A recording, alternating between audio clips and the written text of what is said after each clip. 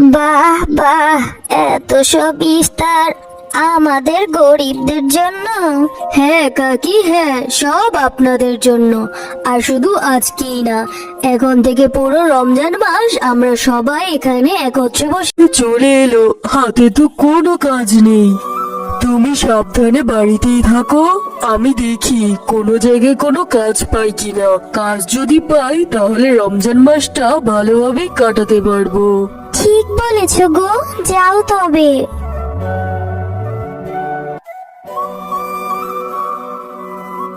কি রে মিচকে, এভাবে কোথায় যাচ্ছিস? কাজ খুঁজতে যাচ্ছি কিংকং ভাই। ও, এভাবে কাজ খুঁজতে যাচ্ছিস? কই, আমি আরো ভাবলাম রমজানের বাজার বদল করতে যাচ্ছিস। হাতে টাকা নেই ভাই, টাকা হলেই বাজার করব। বাবা কোথায়? বাবাকে তো দেখছি না। তোর বাবা কাজ খুঁজতে গেছে। টয়া, যা মা, স্কুল থেকে এসেছিস, হাত মুখ ধুয়ে খাবার খেয়ে নে। ক্লান্ত শরীরটা, ইস, মেয়েটার দিকে তাকানো যাচ্ছে না আমার।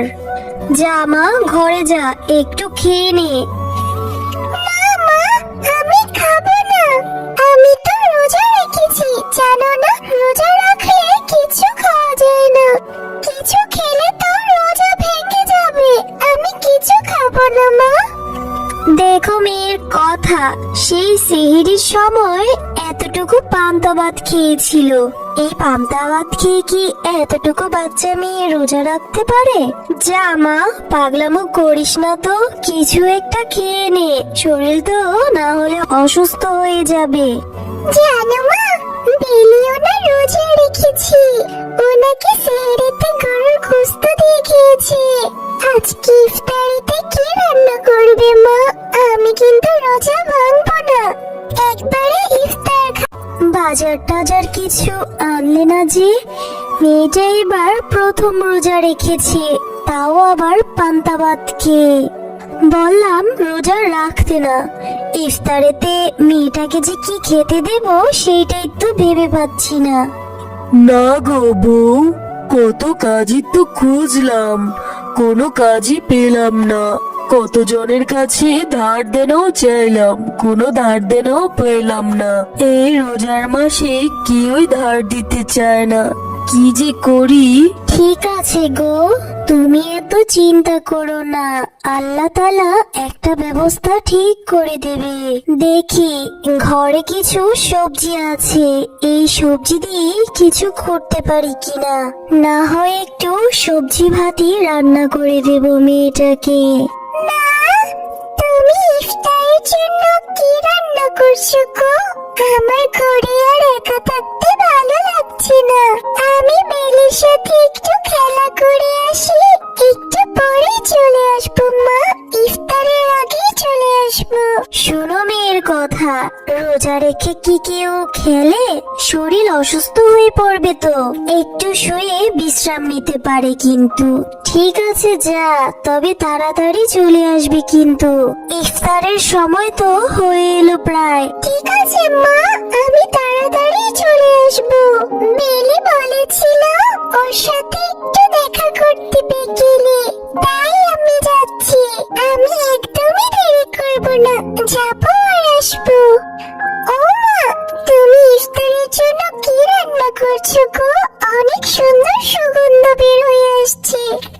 আমি একটু টয়ের সাথে বাইরে ঘুরে আসি, ততক্ষণে তুমি ইফতার রেডি করো। হ্যাঁ রে বিলিমা, আমি তোর পছন্দের সব খাবার রান্না করছি আজ। আমার মেয়েটা যে প্রথম রোজা রেখেছে। ঠিক আছে রে বিলিমা, তুমি তাহলে যাও, তবে তাড়াতাড়ি চলে এসো, ইফতারের কিন্তু বেশি সময় বাকি নেই আর। জয়া, আমি আজ আর খেলতে পারবো না রে, আমার যে প্রচন্ড ক্ষুধা লেগেছে। তুই জানিস আমার মা আমার জন্য আজকে অনেক মজার মজার খাবার রান্না করছে। তোর মা ইফতারে কি রান্না করছে রে? তুই কি খাবি? আমি জানি না রে, আমার মা কি রান্না করছে। আচ্ছা, আমার মা বলেছে তাড়াতাড়ি বাড়িতে চলে যেতে। আর তুই কি আমার সঙ্গে যাবি বিলি? চল না, আমাদের বাসায় একসঙ্গে ইফতার করব? আচ্ছা ঠিক আছে টয়া, চল। আরে কি ব্যাপার বেলি, তুমি আমাদের বাড়িতে? কেমন আছো? তা ইফতারের তো সময় হয়ে গিয়েছে, চলো ঘরে চলো। টয়া, তুই বেলিকে ঘরে নিয়ে আয়, আমি ইফতার রেডি করছি। আজকে আমরা সবাই একসাথে ইফতার করব। কিন্তু বেলি কি আমাদের খাবার খেতে পারবে? আঙ্কেল আন্টি, আপনারা এসব কি দিয়ে ইফতার করছেন? আমরা তো ইফতারে অনেক কিছু খাই। আলুর ভর্তা আর ভাত দিয়ে কেউ ইফতার খায়? এগুলো তো আমরা কখনোই খাই না। মা বেলি, রিজিক আল্লাহর তরফ থেকে আসে। আল্লাহ আমাদের রিজিকে যাই লিখে রেখেছে আমরা তাই খেতে পারবো। এগুলো খেয়ে নাও মা, হয়তো তোমার একটু খেতে কষ্ট হবে, কিন্তু ইফতারের যে সময় হয়ে গিয়েছে।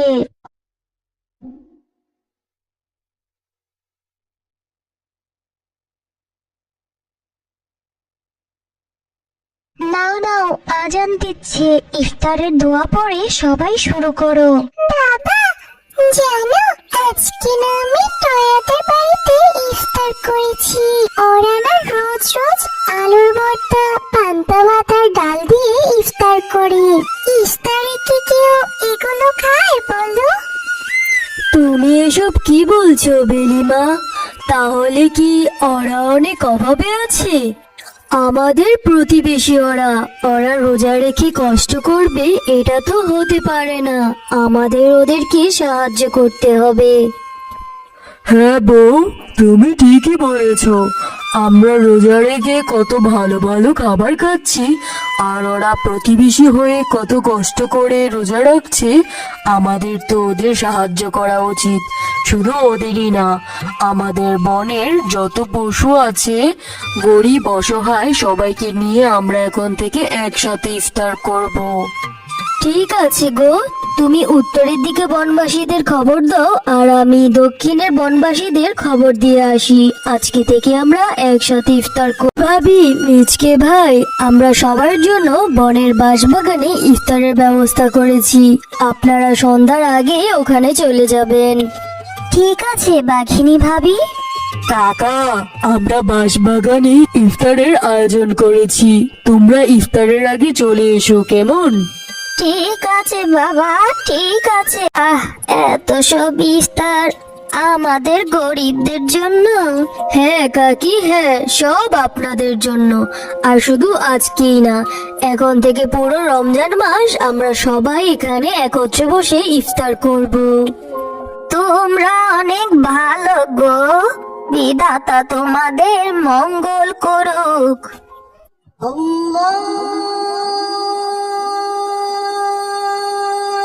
আজান দিচ্ছে, চলো চলো সবাই দোয়া পড়ে ইফতার করি।